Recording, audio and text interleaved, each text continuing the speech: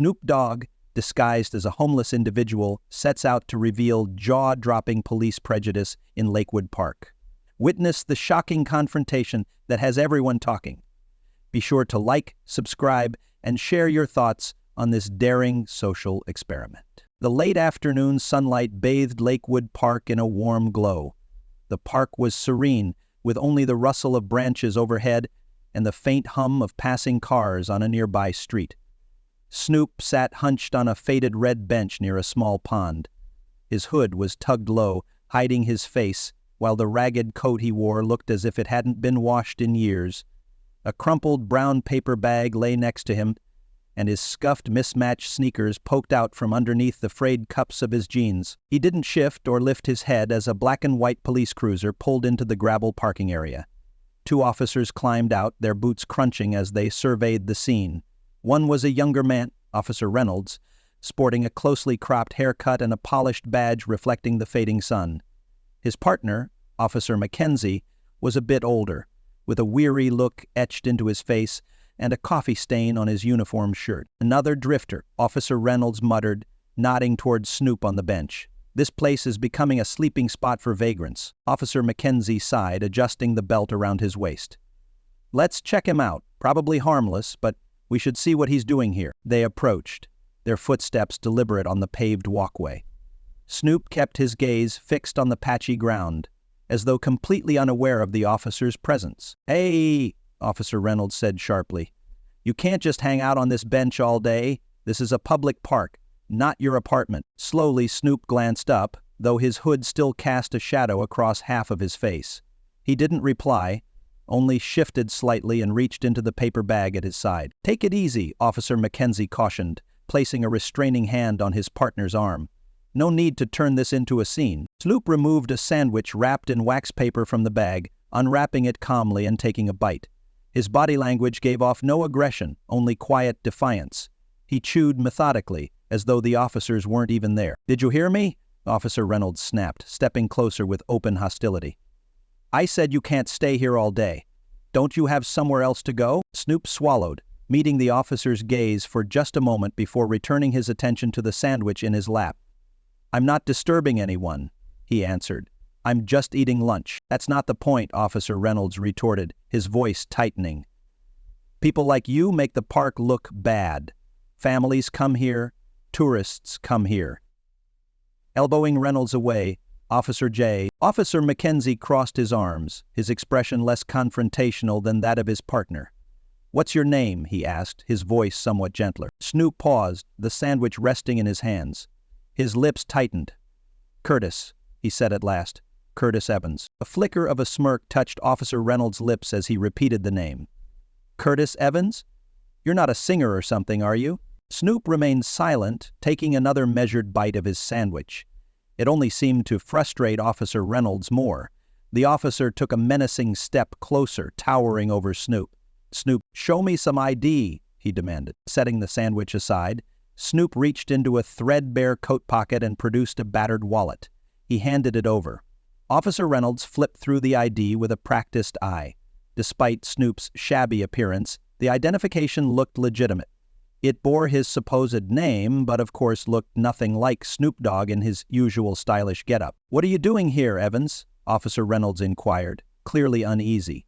Why aren't you at a shelter or someplace like that? I like the fresh air, Snoop replied calmly. Is that against the law? Officer Mackenzie exhaled a weary breath, shooting his partner a look of caution. He's not doing anything illegal. We can't just make him leave. Mackenzie, no, Officer Reynolds said begrudgingly, eyes narrowing, but we can make him uncomfortable enough that he decides to. Snoop's jaw tensed ever so slightly, though he resisted any snide remark. He resumed eating, unhurried and composed. A few bystanders slowed, curiosity piqued by the tension around the bench. Hey, called a woman walking her small dog, he's not harming anyone. Why are you bothering him? Officer Reynolds turned abruptly, brows knitting together. Ma'am, this isn't your concern. Please keep moving, she bristled.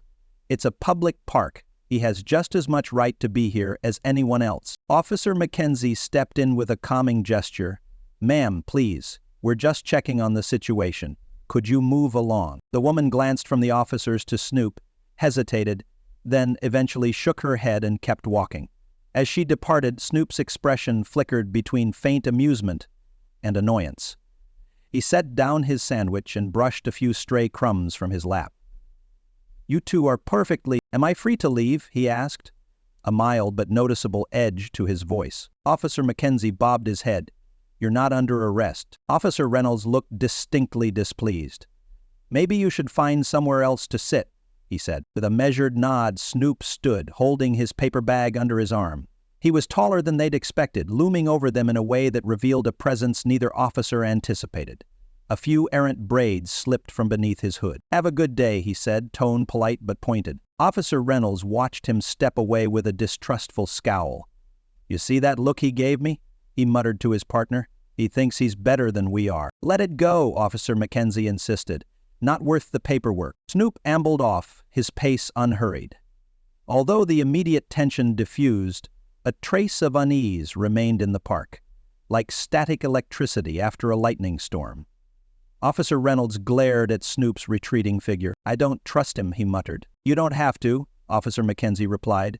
"We've done all we can here." Snoop disappeared around a bend in the path, an almost imperceptible smirk crossing his face. This confrontation was just the beginning. Officer Reynolds couldn't shake the feeling that something was off. Even once he and Officer Mackenzie had returned to their cruiser, he couldn't stop glancing in the rearview mirror, as though Snoop might materialize again. "I'm telling you," he said, drumming his fingers nervously on the steering wheel, "there's something about that guy." Officer Mackenzie gazed out his window, half exasperated. "You see folks like him all the time. Not everyone's running a con." Officer Mackenzie, "And ID was genuine, right?" Officer Reynolds continued. "But it doesn't match up. Why is he out here, looking like that? Speaking so calmly, sizing us up like he's in charge?" Officer Mackenzie sighed as he started the engine. "If there's no crime, we move on. That's our job." Yet Reynolds's mind raced, recalling every subtle detail. Snoop's calm, deliberate manner, his measured words. It triggered a suspicion that wouldn't settle. "He's hiding something," Officer Reynolds declared under his breath. Officer Mackenzie simply shook his head as the cruiser pulled onto the park's main drive. "You're too paranoid." Meanwhile, Snoop arrived at a more secluded section of Lakewood Park and settled on another bench shaded by birch trees. Again, the brown paper bag rested beside him, though he didn't touch it. He leaned back, closing his eyes as though he was waiting for something, or someone. His sense of calm didn't last long. Two joggers happened by, their conversation halting when they saw him. One, a middle-aged man with a high-end fitness watch, nudged his companion. "Should we notify someone?" he whispered.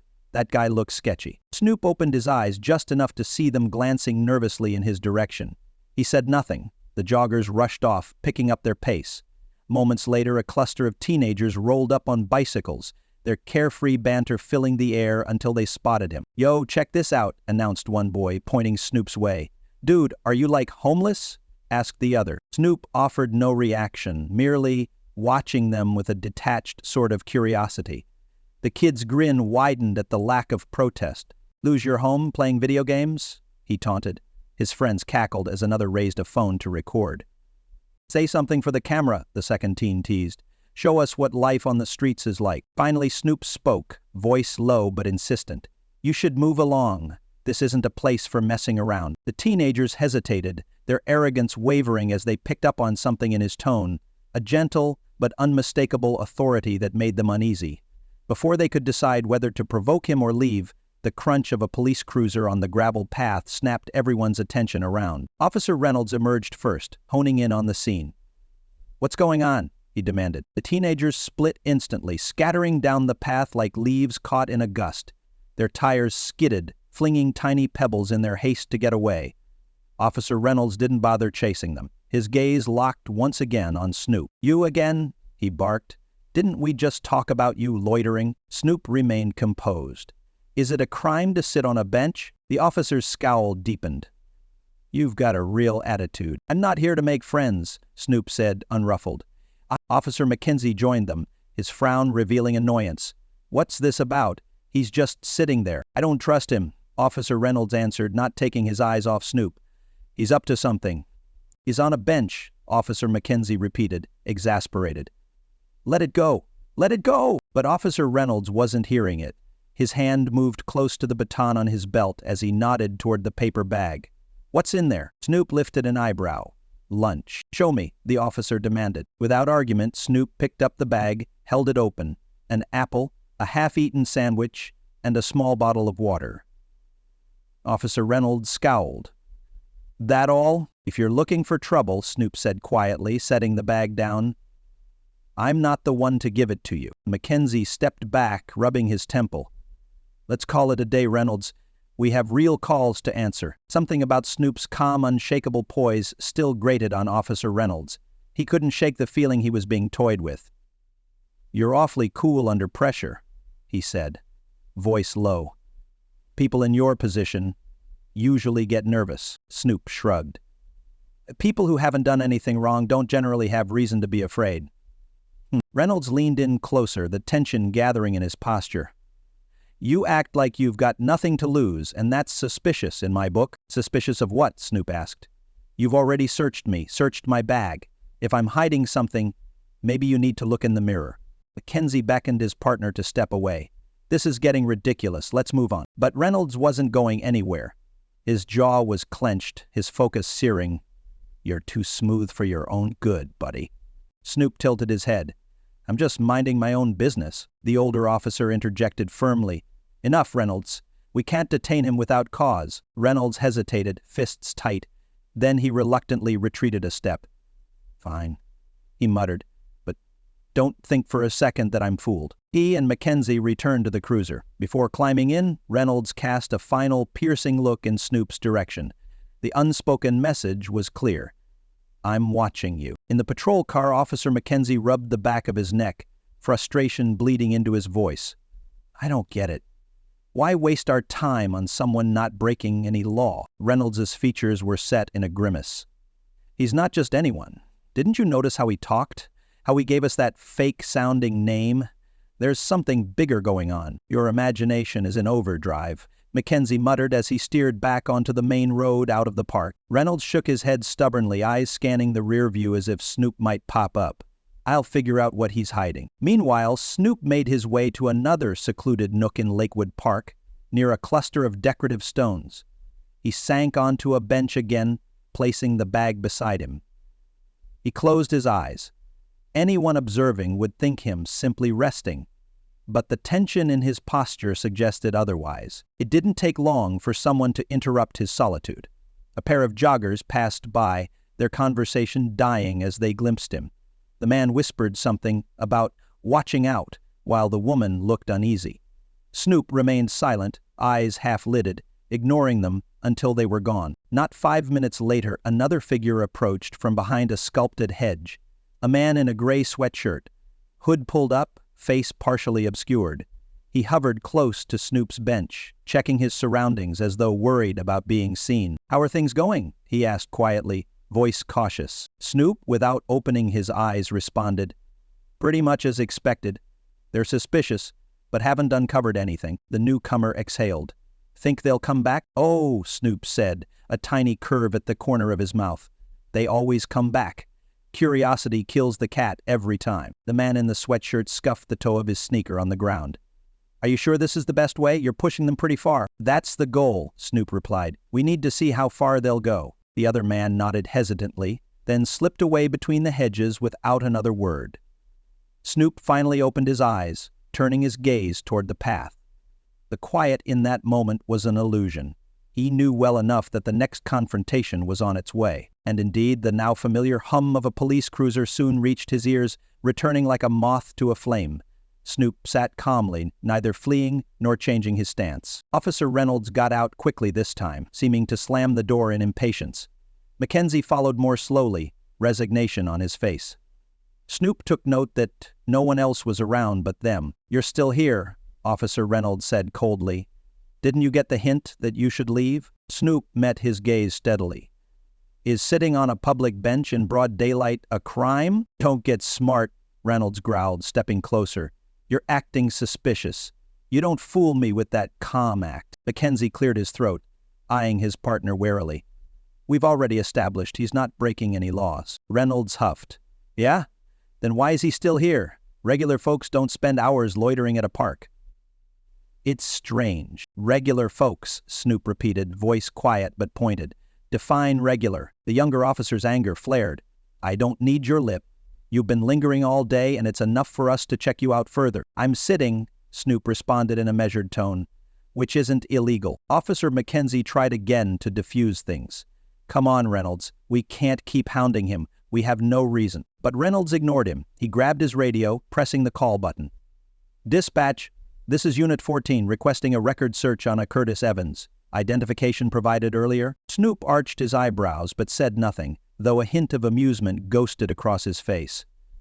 The radio crackled. A staticky voice responded. Copy, Unit 14. Stand by. Mackenzie grumbled quietly. This is a bad idea. It's called due diligence, Reynolds snapped. If he's clean, he's clean. Snoop stayed silent, arms folded over his chest. At last the radio crackled again with the dispatcher's reply. Unit 14, no records found matching the name Curtis Evans and the provided ID. Reynolds stiffened, pressing the button again. Nothing? Are you sure? Negative, came the dispatcher. No matches in any database. Could be a system error or a falsified ID. Mackenzie's face grew tense. That's enough, Reynolds. We're not turning a park bench into a personal interrogation chamber. But Reynolds's suspicion was only fueled by the news. So your ID's a fake, he spat, pointing an accusatory finger at Snoop. Why lie, huh? Snoop's mouth curved slightly. If it's fake, why didn't you notice the first time? Gritting his teeth, Reynolds moved closer, but Mackenzie stepped between them.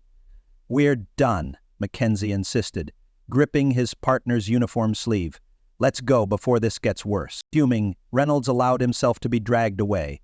As they returned to the cruiser, he shot a final glare over his shoulder at Snoop. This isn't finished, he hissed. Snoop said nothing, simply observing them drive off. Once their taillights disappeared, he retrieved a small device from an inner pocket, a digital gadget that fit neatly in his palm. Turning it over, a satisfied smirk danced on his lips.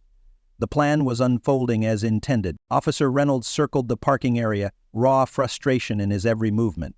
I know something's off about him, he complained, scanning through the windows for another glimpse of the man he couldn't seem to leave alone. Mackenzie glanced away, voice edged with impatience. You say that about a lot of people. Most of them turn out to be innocent. Reynolds shook his head vehemently. Not this time. He's toying with us. The men sighed, turning the cruiser around a bend. If he is, so what? He's not hurting anyone. Just drop it. But Reynolds refused, pulling into a parking space not far from where they'd first seen Snoop. In the distance, Snoop was indeed visible on the same bench. This time his hood was pushed back a little, revealing more of his features, though of course not enough to give away his real identity. The paper bag was folded now, placed tidily at his side. Reynolds got out, striding purposefully across the grass as Mackenzie trailed reluctantly behind. Snoop glanced up with mild curiosity. Didn't get enough the first time? Snoop asked, a trace of dry humor slipping into his tone. We're not finished, Reynolds said flatly. That idea of yours doesn't exist in any system. Snoop gave a one-shouldered shrug. Maybe your system is outdated, or maybe I'm just not who you think I am. Cut the act, Officer Reynolds snarled. Tell us what you're doing here. No more tricks. Snoop leaned back, stretching out his legs. Why do you assume there's a hidden motive? Couldn't I just enjoy the park? That's not normal, Reynolds insisted. You're too composed and you won't leave. Is that a crime, being calm? Snoop asked, arching a brow. You suspect me of something? Name it. Mackenzie sighed heavily, stepping in. Enough, Reynolds. Let's not turn this into a witch hunt. But Reynolds refused to back down. Speaking into his radio again, he reiterated, Dispatch, confirm no record on Curtis Evans. The static-laced answer was the same. No record found. Reynolds turned on Snoop, frustration boiling over. Then you must be lying about your real name. Snoop exhaled. Why don't you ask yourself if it's possible that the system is incomplete? You're not fooling me, snapped Reynolds, jabbing a finger in the air. I know a fake ID when I see one. Stop playing games and tell me who you really are. Officer Mackenzie grabbed Reynolds' shoulder. Stop. We can't keep pressing him like this. We have nothing on him. Reynolds pulled away. He's hiding something. Snoop's expression remained cool. You can accuse me all you want, but it won't make you right. Finally, Mackenzie managed to steer his partner away again, though Reynolds lingered, glowering over his shoulder. "If you think you've won, you haven't," he snarled, before the pair returned to the cruiser and drove off. Snoop watched them depart, the tension in the air receding as soon as the car's engine faded. Once alone, he slipped the small device out again, checking a tiny screen. A glimmer of satisfaction lit his eyes. The ploy was working perfectly. Not long after, the patrol car came back again, but this time only Reynolds emerged. Mackenzie apparently had grown weary of the chase. The older officer stayed behind in the vehicle, arms folded and head tilted back in annoyance. Reynolds marched up, determination etched on his features. His hand hovered over his baton, as if anticipating a fight. "You've got nerve," he said tersely, stopping just a couple of steps from Snoop. "Acting like you own the place?" Snoop looked up slowly. "No one owns a public park." "You know what I mean," Reynolds growled. "You've been jerking me around all day. Now you're going to tell me who you really are, or I'll make sure you regret it." Snoop tilted his head, a small, knowing smile forming. "Is that what you want? The real truth?" "Spare me the wisecracks," Reynolds shot back. "Show me your real ID." Moving deliberately, Snoop slipped a hand into his coat pocket. Reynolds tensed, knuckles whitening on the baton. But Snoop didn't produce any weapon. Instead, he revealed a sleek black smartphone, its screen gleaming under the afternoon sun. "Here's the thing," Snoop said, quiet authority in every word. "I don't owe you anything. But you're so determined, I'll give you what you're after." He tapped the phone's screen.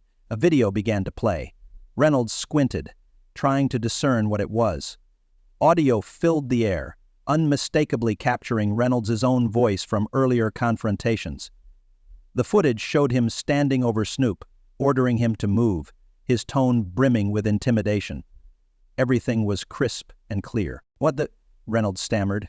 "What is this?" "It's a live broadcast," Snoop replied. "Been running since I sat down here. Every word you've said, every action you've taken, has been streamed to an audience of millions." A wave of color drained from Reynolds' face. "That can't be real." Snoop stood to his full height, pocketing the phone. "I'm not Curtis Evans," he said calmly, yet with the unmistakable timbre of authority. "I'm Snoop Dogg." Reynolds stared, disbelief warring with recognition. "You're joking," he whispered, voice cracking. "No way!" He turned and ran out. Snoop's expression was unflinching. "I don't joke about this kind of thing. I came here to test how people like you treat those who appear homeless." Then Reynolds swallowed hard, the realization slamming him like a speeding truck. Everything clicked. The confidence, the composure, the subtle way Snoop had guided each interaction. "You set me up," Reynolds managed, voice shaking with outrage. "No," Snoop corrected. "I gave you a choice. You did what you did on your own." Reynolds' cheeks reddened, anger and panic in equal measure. "You had no right to do that." "I have every right," Snoop said, calm, unwavering. "You're a public servant. You chose to treat someone you believed powerless with harassment instead of compassion." Reynolds' composure frayed. "This is entrapment." "It isn't," said Snoop. "No one forced you to harass me. You did that yourself. And as for the legality, my legal team will be happy to brief you." The younger officer's face contorted with fury, but he couldn't refute the evidence. The live stream, the audience, the confession. He'd walked right into it. By now a crowd had gathered. Word spread quickly, and local news crews were racing across the park to capture the unfolding scene.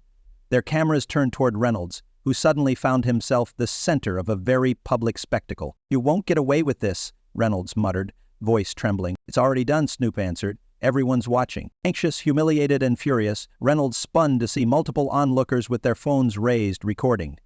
The TV crews were arriving, setting up microphones. It was a catastrophic reversal of power, the hunter becoming the hunted. "You think you're some kind of hero?" Reynolds spat, jabbing a finger in Snoop's direction. "You're just a celebrity playing dress-up." Snoop's gaze remained fixed. "This isn't about me. It's about accountability. People in authority need to treat everyone with dignity, no matter how they're dressed." Just then, Officer Mackenzie emerged from the squad car, visibly dismayed at the size of the crowd and the presence of TV cameras. He reached for Reynolds' arm. Hey, let's cool it, we need to leave. Reynolds tore free, face flushed. I'm not letting him drag me through the mud, but Mackenzie's hold tightened, a warning in his eyes. You already did that to yourself. The crowd's murmurs intensified, many crying out phrases like abuse of power and shameful. Others simply gawked, stunned at the role reversal. Suddenly another commanding voice cut through the commotion. Officers, stand down. A woman in a crisp navy suit wove through the onlookers, radiating authority. Her badge bore the name Captain Ruth Delgado from Lakewood's Internal Affairs. The crowd parted, cameras and phones turning in her direction. Reynolds paled. Captain Delgado, I can explain. She held up a hand. No explanations right now. I've seen enough, and so has everyone else. She gestured to the circle of citizens, their expressions ranging from anger to vindication. Your actions are under review, Officer Reynolds. Turning, she addressed Snoop with a respectful nod. Mr. Dogg, on behalf of the department, I offer our apologies. This behavior is intolerable. Snoop inclined his head. It's not about me, he repeated softly. It's about making sure it doesn't happen to people who have no voice. Captain Delgado's expression grew solemn as she faced Reynolds. Hand over your badge and sidearm. Reynolds blinked in shock. What? Captain, you can't. Do it, she snapped. You're on administrative leave pending an investigation. Don't make this worse. With shaky hands, Reynolds unclipped his badge and holster, handing them over with a devastated look. The crowd's applause and cheers erupted, echoing across the park. To them, justice was unfolding in real time. Snoop turned to the cameras, calm yet commanding. This isn't the end of anything. It's a call to action. If we want real progress, we need systemic accountability. Every day. The spectators' cheers grew louder, phones held high to stream the moment live. Officer Reynolds was led away, shoulders slumped, career in tatters. News crews closed in, capturing every angle of this unprecedented moment. Captain Delgado faced Snoop, her demeanor now more formal. We will conduct a thorough inquiry, Mr. Dogg, I promise. He nodded, though he didn't smile. I hope so. One officer's mistake is part of a larger issue. Her lips pressed into a thin line. I understand. Then she moved aside to debrief her team, who were already reviewing the footage from Snoop's live stream. The crowd began to disperse in a wave of excitement, yet many lingered, discussing what they'd witnessed. Snoop strolled back to the bench where it all started. He fished out his phone, scanning a flood of comments. Some were supportive, some astonished, others critical. But the conversation was alive. An older woman, Mrs. Anderson, who'd been watching quietly from a distance, mustered the courage to approach. I had no idea who you were, she said, voice trembling. But thank you. That took courage. You could have just revealed yourself at any time. Snoop looked up, eyes gentle. I needed to experience it firsthand to expose how quickly perceptions lead to unfair treatment. She clutched her purse strap. Well, God bless you for standing up for those who can't. Snoop's smile was kind as she walked away. Nearby, a small circle of officers stood in hushed discussion, aware the cameras were still rolling. Officer Reynolds, now seated in the back of another vehicle, stared blankly, life upended in a single afternoon. Captain Delgado and her colleagues replayed the footage from Snoop's phone, faces grim. It showed every step of the confrontation, the rising hostility, the intimidation tactics. Now they had to figure out how to address the fallout and rebuild public trust. Snoop, meanwhile, felt a swelling sense of resolve. This was just one step in a bigger mission. As the sun set, casting golden light over Lakewood Park, he rose from the bench, stretching out the stiffness in his muscles. A sleek SUV pulled up by the curb. A young assistant hopped out, holding the back door open. Ready, sir? The assistant inquired with a deferential nod. Give me a moment, Snoop replied. He turned back to the bench, rummaging in a coat pocket for a pen and a scrap of paper. Scribbling a quick message, he folded the note and tucked it discreetly under the bench. Then he headed to the SUV. Before sliding inside, he gave one final glance to the crowd and the bench, as if memorizing the scene of the day's events. This isn't just about me, he murmured, half to himself. It's about making sure everyone has a right to sit where they want. As the SUV pulled away, the slip of paper fluttered under the bench, carrying a simple message. To the next person who sits here, your story matters. Don't let anyone tell you otherwise. The previously spectacular profile of Camille Fee Sam's childhood surfaced from the plane's bag, jumpsuit welded with equal presence. Though most onlookers trickled out of the park, the discussion raged on across social media and news outlets. Countless viewers around the world weighed in on the incident, debating issues of police accountability, social bias, and how a celebrity disguised exposed a deep-rooted problem in society. Lakewood Park returned to its usual calm by evening, but the bench Snoop used became a small landmark. People snapped photos and left notes of their own, echoing the sentiment that everyone deserves respect, regardless of how they look or where they come from. Officer Reynolds faced immediate disciplinary action. With his suspension came public condemnation, not just from superiors but also from citizens who once trusted him. Officer Mackenzie, spared from the worst consequences, was haunted by how quickly unchecked bias spiraled out of control. He resolved to stay vigilant in his duties from then on. Snoop Dogg, for his part, took the momentum of the viral event and announced plans to support nonprofit organizations and community-driven solutions. At a press conference in the downtown district days later, he spoke candidly about what happened in Lakewood Park. "This isn't a stunt to embarrass anyone," he told reporters. "It's a mirror reflecting how we treat each other.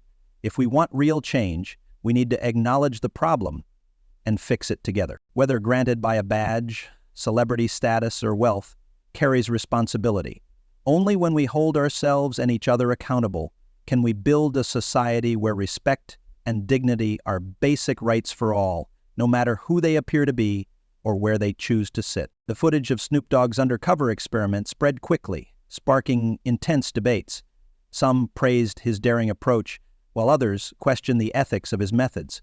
But undisputedly, a fresh wave of dialogue emerged about policing, biases, and the power of public scrutiny. Lakewood Park carried on with daily life, though the bench remained a symbol of the day accountability came to town.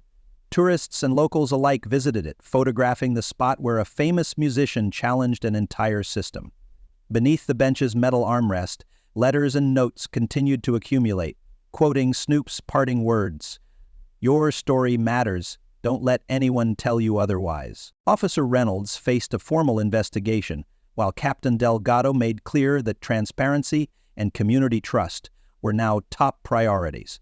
Officer Mackenzie, deeply shaken, vowed never again to overlook small prejudices that could escalate into grave injustice. As for Snoop, he left Lakewood Park with a renewed sense of purpose. This was only one battleground, one confrontation. Real change takes time, but it starts with a spark. And as long as the conversation stayed alive, that spark could become a beacon, guiding society toward accountability and respect. In the back of the SUV, Snoop Dogg checked the surge in comments flooding his live broadcast. Messages poured in from around the globe, echoing everything from solidarity to astonishment. He felt a momentary flash of satisfaction. Then he quietly resolved to keep fighting for what he believed in, because true progress is a marathon, not a sprint.